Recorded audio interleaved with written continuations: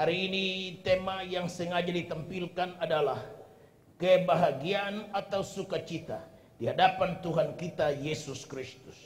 Bacaan firman terambil dari 2 Korintus pasal 5 ayat 1 sampai ayatnya yang ke-10.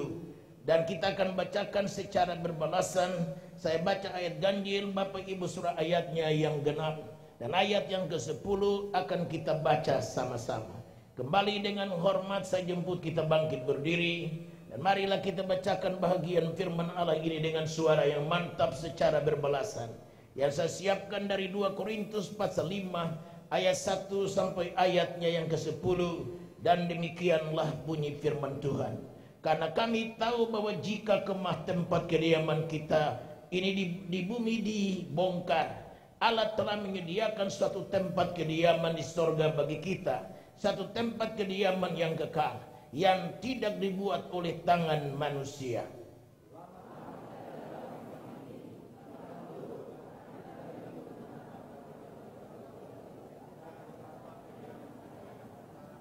Sebab dengan demikian kita berpakaian dan tidak kedapatan telanjang.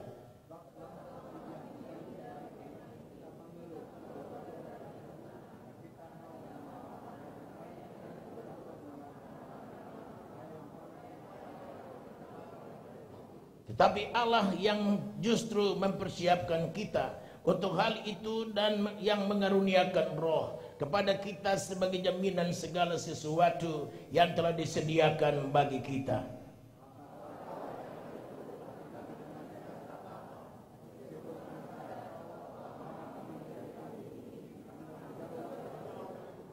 Sebab hidup kami ini adalah hidup karena percaya, bukan karena melihat.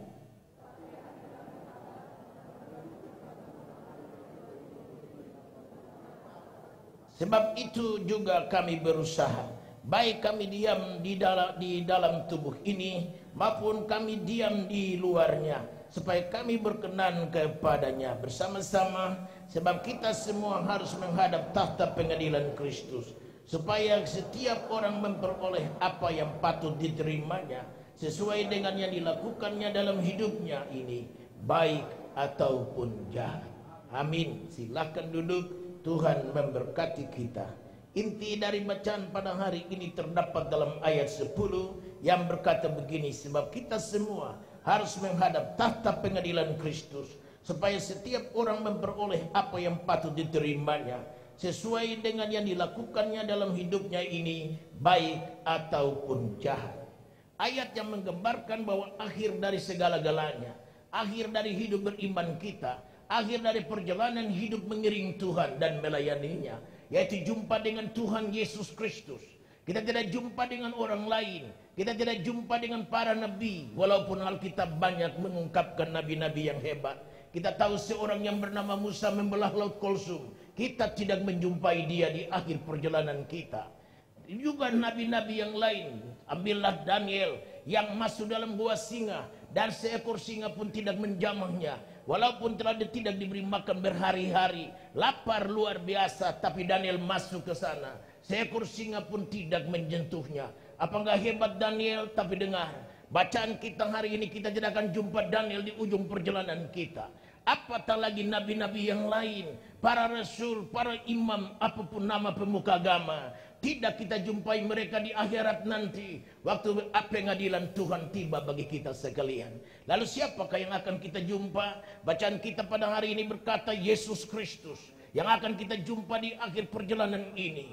Jika di akhir perjalanan kita akan jumpa Yesus Kristus, saya bermisi tanya sama saudara, kenapa tidak sekarang saja menjumpai dia?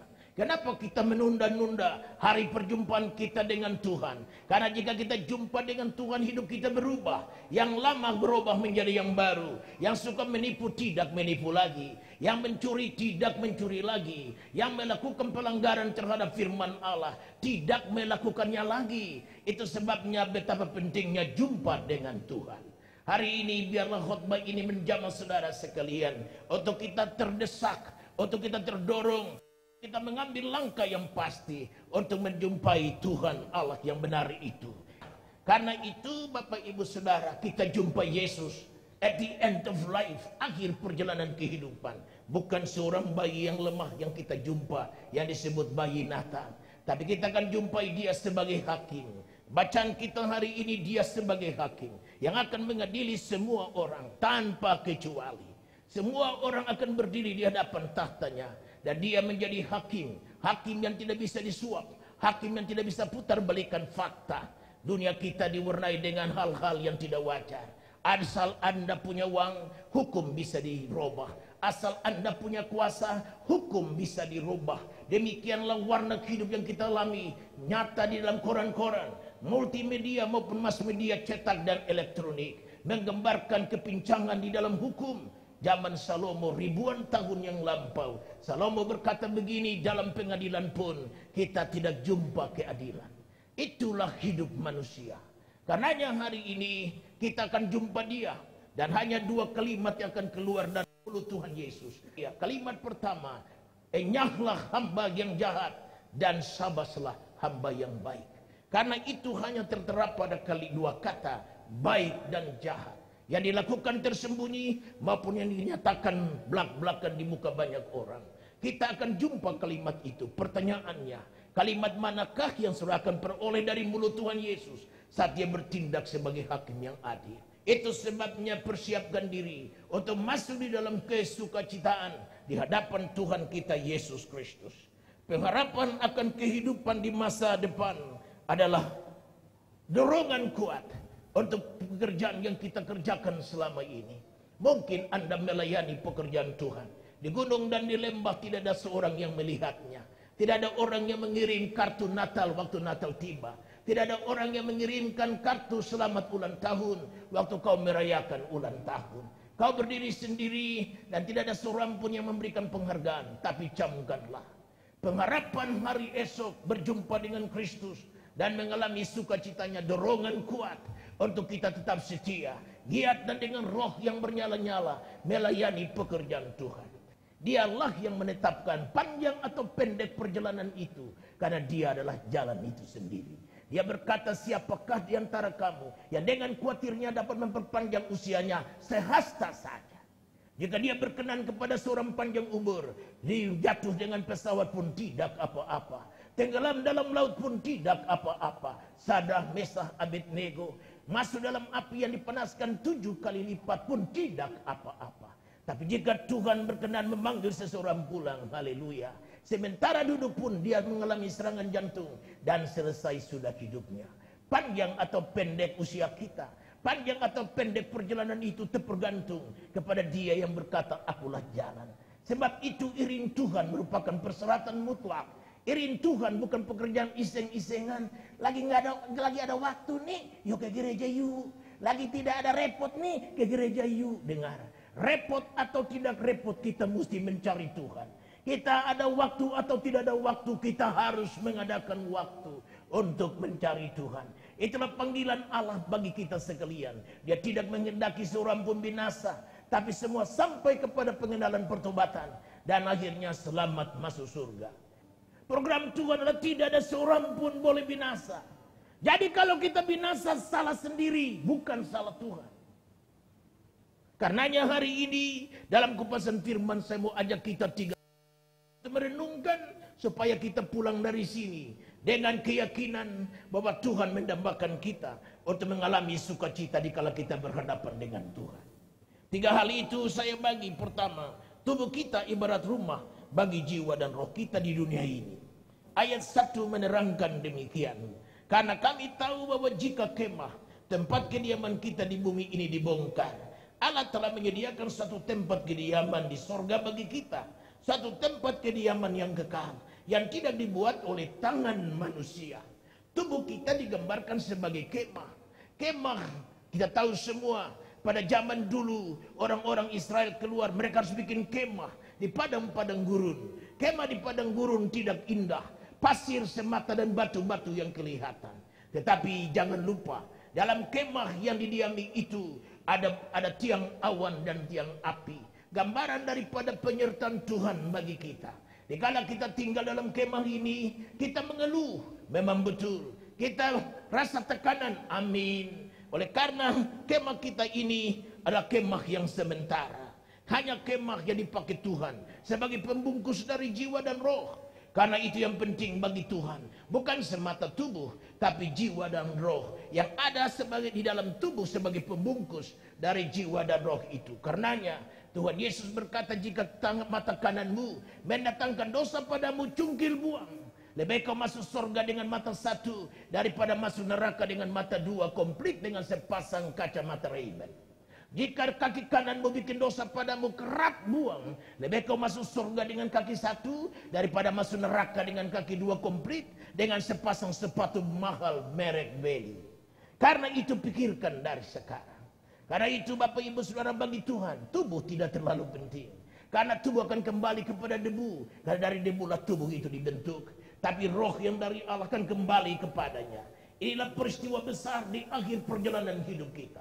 Peristiwa besar apa? Pemisahan antara tubuh, jiwa, dan roh. Karenanya hari ini firman Allah pun di lain bahagian berkata, jangan rawat tubuhmu untuk membangkitkan keinginan dosa dalam dirimu. Tidak berarti pulang ibadah dari sini nggak mandi lagi, nggak cukur kumis lagi, nggak sikat gigi lagi. Bukan itu maksudku. Kita merawat tubuh dengan keyakinan bahwa tubuh ini milik Allah. Tubuh inilah Ka'bah daripada Roh Kudus, pantaslah kita rawat.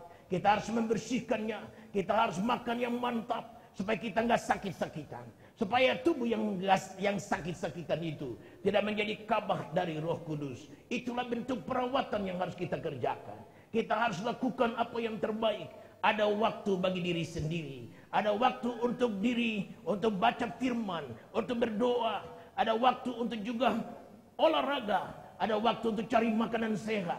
Memang kesehatan itu mahal, tapi kita harus mengupayakannya. Tidak ada pilihan lain. Manusia ditetapkan Tuhan 70 sampai 80 tahun. Lebih daripada itu kelemahan mewarnainya. Oleh karena itu Bapak Ibu Saudara, kalau sudah bisa kuat lebih dari 70 sampai 80 tahun, masih gagah, penampilan masih oke punya, itu bukan kekuatanmu, itu bukan masalah pribadi saudara. Itu pertolongan Tuhan yang perlu disyukuri. Karenanya kita bersyukur kalau bangun tubuh masih sehat, bangun masih segala perkara oke punya. Itu pertolongan dan penyertaan Tuhan. Berikan tepukan tangan bagi Tuhan yang hebat dan baik. Karena itu bagian pertama tubuh kita ibarat rumah bagi jiwa dan roh yang semasa kita menumpang di dunia ini. Ayat 4 2 Korintus 5 tadi berkata, selama masih diam di dalam kemah ini, kita mengeluh oleh beratnya tekanan. Karena kita mau mengenakan pakaian yang baru itu tanpa menanggalkan yang lama, supaya yang fana itu ditelan oleh hidup. Dikatakan di sana bahwa semasa kita menumpang dalam tubuh ini, dalam menjalani hidup di dunia yang fana, kita diwarnai dengan keluhan dan tekanan dan beratnya beban. Pergi kemana saja, Anda melarikan diri dari tekanan masalah, tidak ada jalan. Anda pergi ke negara mana saja, di sana ada keluhan.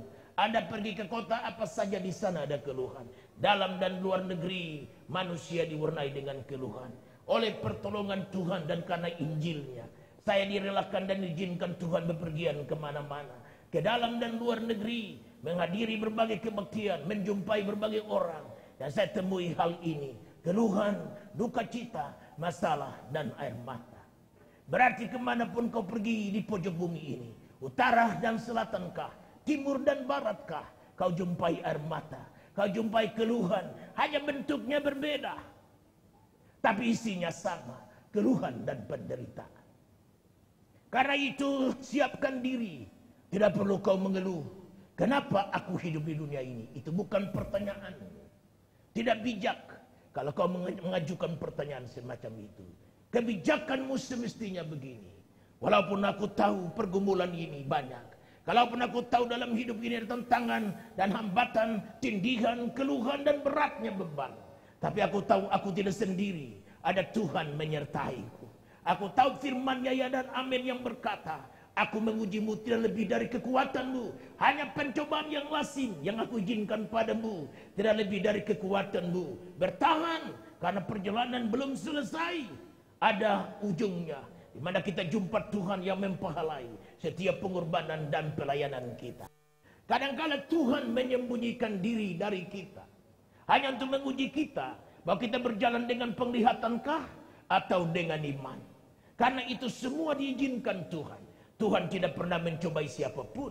Tapi Tuhan menguji bahwa iman kita itu dasarnya apa. Dasarnya hal-hal lahiriah yang berhenti di lubang kuburkah?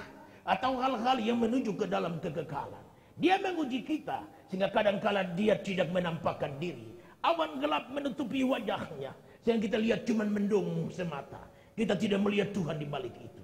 Karena kita tidak melihatnya pakai mata rohani, tapi kita melihatnya dengan mata jasmani kita.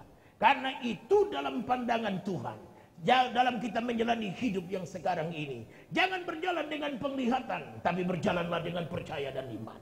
Karena itu Bapak Ibu Saudara, ayatnya yang demikian ini ingin saya bacakan pada saudara. Mazmur 22 ayatnya yang kedua. Mazmur 22 ayat 2, Allahku, aku berseru-seru pada waktu siang, tetapi engkau tidak menjawab. Pada waktu malam, tetapi tidak juga aku tenang. Pengalaman dari pemazmur bahwa dia berseru kepada Tuhan, tetapi Tuhan tidak menjawab. Oh haleluya, ini pengalaman banyak kita. Kita berdoa tetapi sepertinya Tuhan tidak menjawab. Berapa banyak orang berdoa supaya penyakitnya disembuhkan, tapi tidak sembuh, malah penyakit itu menuntun dia kepada kematian. Berapa banyak problema yang bertahun-tahun kita nantikan, tetapi jika saja kita tabah, jika saja kita sabar, maka Tuhan yang penuh dengan kasih, rahmani, rahimi, pengasih dan penyayang itu, jika tiba waktunya bagi kita, kata jika waktu Tuhan, musuh kita pun dikaikannya. Berdamai dengan musuh memang pekerjaan sulit, tetapi sesulit-sulit apapun pekerjaan itu, jika Tuhan terlibat di dalamnya, lalu yang sulit menjadi gampang. Haleluya. Dan yang gampang lebih dahsyat lagi, yang tak ada menjadi ada, dan yang ada diperlipat gandakan Tuhan. Asal kita percaya kepada kesanggupannya, bahwa bagi Allah tidak ada perkara yang mustahil. Bapak Ibu Saudara jemaat kekasih, warna lain lagi jika kita tinggal di dalam kemah yang sementara ini. Kita tadi berkata merasa malu dan telanjang karena dosa kita. Memang itulah akibat dari dosa, konsekuensi dari dosa. Dosa membawa malu, dosa membawa sengsara, dosa memisahkan kita dengan Tuhan Allah. Karenanya saya katakan tadi, kalau ada orang yang murtad tinggal Tuhan, itu bukan kesalahan Allah. Dia sendiri yang tidak menjaga dan merawat keselamatan itu, sehingga dia binasa di tengah jalan. Karena itu langkah kedua ini adalah kita harus berusaha. Filipi 2 ayat 12 berkata, hai saudara-saudaraku yang kekasih, kamu senantiasa taat. Karena itu tetaplah kerjakan keselamatanmu dengan takut dan gentar. Bukan saja seperti waktu aku masih hadir, tetapi terlebih pula sekarang waktu aku tidak hadir. Kalimat yang luar biasa berbunyi, kerjakanlah keselamatanmu dengan takut dan gentar. Berarti ada usaha, keselamatan gratis. Kita terima dengan iman dan percaya. Yang harus kita jaga, kita rawat supaya tidak hilang dari kita. Dan apakah langkah perawatan keselamatan itu? Langkah yang menggerogoti keselamatan kita adalah kita tidak berjalan dengan iman, kita tidak berjalan dengan percaya, kita berjalan dengan ingin melihat. Dan disinilah batu sandungan yang pertama menghambat keselamatan kita. Langkah yang kedua, miliki hati yang tabah. Ayat yang ke-8. Ayat 8 2 Korintus 5 berkata, tetapi hati kami tabah dan terlebih suka kami beralih dari tubuh ini untuk menetap pada Tuhan. Garis bawahi kalimat tetapi hati kami tabah. Tahan. Jangan gampang ragu, jangan gampang putus asa. Tabah. Menghadapi segala perkara dengan hati yang tabah. Dengan keyakinan bahwa Anda tidak sendiri dalam menjalani kehidupan. Ada Tuhan yang bisa pikul bersama kami dalam dengan beban yang kita pikul. Ada Tuhan. Tadi saya katakan tenda ini tidak berdiri sendiri di padang gurun. Ada tiang api dan tiang awan yang menyertainya. Karena itu kemah yang kita jalani ini dengan keyakinan kita tidak sendiri. Karena itu jangan ragu, tabah.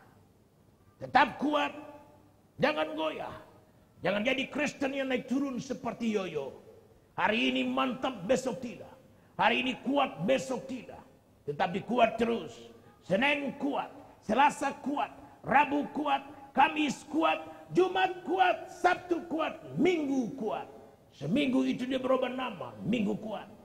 Berikut juga dengan bulannya, tahunnya, dan hari-hari yang kita jalani. Lalu kalau kita yakin bahwa Tuhan menyertai kita, pasti kita kuat. Tabah, jangan goyah. Orang-orang yang murtad itu tidak tabah. Orang-orang yang murtad meninggalkan Tuhan itu hanya karena dia berjalan dengan penglihatan. Karenanya dia tidak kuat dan dia tidak tabah. Karenanya dia murtad meninggalkan Tuhan. Langkah yang ketiga untuk memelihara keselamatan yang Tuhan karuniakan pada kita, berserah pada pimpinan Roh Kudus. Ayat 5 dalam bacaan pada hari ini. Dari 2 Korintus 5 ayat 5. Tetapi Allah yang justru mempersiapkan kita untuk hal itu dan yang mengaruniakan roh kepada kita sebagai jaminan segala sesuatu yang telah disediakan bagi kita. Roh Kudus adalah roh penolong. Untuk siapa dia mau menolong? Tentunya orang percaya. Jika Anda berjalan dengan kekuatanmu sendiri, kau tidak bisa berhasil. Kau harus berjalan dengan tuntunan Tuhan. Berserah kepada Roh Kudus. Berkata bahwa bukan dengan kuat dan bukan oleh gagah, tapi oleh Roh Tuhan kuatlah segala perkara. Baca bersama saya Sakaria 4 ayatnya yang ke-16. Sakaria 4 ayat 6. Maka berbicaralah ia katanya. Inilah firman Tuhan kepada Zerubabel. Bunyinya bukan dengan keperkasaan dan bukan dengan kekuatan, melainkan dengan rohku, firman Tuhan semesta alam. Tuhan tidak pernah mencobai kita lebih dari kekuatan kalau Roh Kudus ada beserta kita. Kita mana mungkin bisa berjalan dengan baik, melangkah dari kemenangan yang satu kepada kemenangan yang lain, melangkah dari mujizat yang satu kepada mujizat yang lain, melangkah dari pertolongan yang satu kepada pertolongan yang lain, kalau dengan kekuatan sendiri. Saya jawab, tidak akan mungkin berhasil. Tapi dengan Roh Kudus, dengan bantuan Tuhan, Anda bisa melangkah dari kemenangan yang satu kepada kemenangan yang lain, dari mujizat yang satu kepada mujizat yang lain, dari kuasa Tuhan yang nampak hari ini, lebih besar lagi pada hari berikutnya. Jika kau andalkan Roh Kudus, roh penolong yang diutus oleh Kristus, dia berkata, berbahagialah aku pergi, karena akan datang roh penolong, dan dia akan membantumu dan membuka segala rahasia, segala kebenaran, segala sesuatu yang tertutup, pekerjaannya untuk membukakan bagimu. Apa enggak dahsyat rancangan Tuhan? Dia menolong kita, menyelamatkan dan membantu kita untuk mempertahankan keselamatan itu. Hal yang terakhir, ayat 9 menggambarkan demikian. Dengar saya baca ayat 9 2 Korintus 5. Sebab itu juga kami berusaha, baik kami diam di dalam tubuh ini maupun kami diam di luarnya, supaya kami berkenan kepadanya. Garis bawahi, supaya kami berkenan kepadanya. Memang tidak ada pilihan lain. Dalam memelihara keselamatan yang Tuhan telah beri, kita harus hidup berkenan kepada Tuhan. Sebabnya kita beribadah, itu sebabnya kita membaca firman, itu sebabnya kita berdoa. Itulah bentuk supaya kita berkenan kepada Tuhan. Apa bisa Pak Pendeta? Bisa kalau kita mengandalkan Roh Kudus. Namanya saja Roh Kudus. Dia akan menuntun kita dari kekudusan yang satu kepada kekudusan yang lain. Walaupun mata kita terpengaruh, kuping kita terpengaruh, tapi batin kita berkata, oh Roh Kudus, bantu aku supaya aku berjalan dalam kekudusan. Karena tanpa kekudusan kita tidak akan mungkin melihat Tuhan. Holiness is an eye to see God. Kekudusan adalah mata untuk bisa melihat Tuhan. Mata ini akan kabur, tapi ada mata lain, mata hati, yang disucikan oleh darah anak domba Allah. Rahasia Tuhan ini harus kita penuhi, supaya kita tidak menjumpai Tuhan dengan ketakutan dan kegentaran, dan berkata, oh gunung-gunung timpalah kami, karena kami malu menatap wajah anak domba itu. Tapi kita berkata, ya Tuhan, kelepasan telah tiba. Aku lepas dari kemah yang diwarnai dengan keluhan, dengan beban, dengan tentangan, dengan duka cita. Sekarang aku mengenakan kemah yang baru, yang kau sendiri membuat dengan tanganmu. Yohanes 14 ayat 1. Yesus berkata, berbahagialah Aku pergi, karena jika aku pergi aku menyediakan tempat bagimu. Ayat berikutnya, jika sedia tempat itu, aku akan kembali menjemputmu, supaya di mana aku ada, di situ juga engkau ada. Jemaat kekasih, inilah rahasia Tuhan bagi kita sore ini. Hal yang ketiga, supaya kita berhadapan dengan Tuhan, dan sukacita itu kita dapatkan di hadapan hadiratnya, adalah kita berhadapan dengan Yesus Kristus sebagai hakim. Ayatnya yang ke-10 sekali lagi saya baca. 2 Korintus pasal 5. Ayat 10 berkata, sebab kita semua harus menghadap takhta pengadilan Kristus, supaya setiap orang memperoleh apa yang patut diterimanya, sesuai dengan yang dilakukannya dalam hidupnya ini, baik ataupun jahat. Alkitab bacaan kita hari ini berkata bahwa kita akan jumpa Yesus Kristus sebagai hakim, yang saya ungkapkan dalam permulaan. Dan kita berdiri sebagai hakim tanpa kecuali. Tidak ada di sana perbedaan antara kaya dan miskin, perbedaan antara majikan dan hamba, perbedaan antara orang besar dan orang kecil. Tidak ada perbedaan antara sang jenderal dan kopral. Semua berdiri tanpa kecuali di hadapan Yesus Kristus sebagai hakim. Yang kedua yang perlu dipikirkan, kita semua berdiri di hadapan Tuhan dan tidak dapat diwakilkan kepada orang lain. Dan berikut yang perlu dicatat ialah, kita tidak dapat melarikan diri. Kita bisa melarikan diri di pengadilan, dari polisi. Kita bisa minggat ke luar negeri dan dicari susah. Tapi siapa bisa larikan diri dari Tuhan? Mazmur 139 berkata, kemana aku harus melarikan diri dari hadapan hadirat-Mu? Ke bintang-bintang di langitkah, di sana engkau menjumpai aku. Di alam bersah tempat orang matikah, di sana kau menjumpai aku. Lalu pemazmur menjerit, kemanakah aku harus melarikan diri dari hadapan hadirat-Mu? Tuhan dengan gampang menangkap kita. Karena itu pikirkan baik-baik perjalanan kehidupan ini. Kita harus pikirkan dari sekarang. Jangan sampai terlambat kita memikirkannya. Karena itu menerima upah ataukah ganjaran terhadap apa yang kita buat.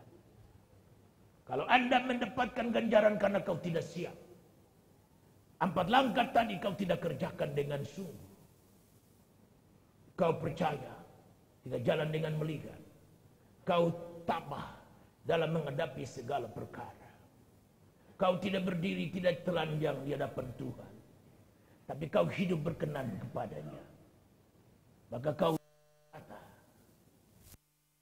hari kelepasan tiba bagiku. Dan itulah sukacita abadi yang belum pernah kita alami. Jemaat kekasih, sukacita atau ratap tangis hanya 2 hal yang terjadi waktu kita menghadap Tuhan. Karenanya hari ini relakan firman ini menggugah hati, membuka mata rohani untuk melihat perjalanan kehidupan yang menuju kepada kekekalan. Karena akhir dari perjalanan hidup kita jumpa Tuhan. Kenapa tidak sekarang saja? Jumat nanti ada baptisan air. Relakan diri untuk mati bersamanya dan bangkit bersamanya lewat baptisan, supaya kau tiba pada saat dia memuliakan orang saleh, kita ada bersama dia. Amin. Mari kita bangkit berdiri.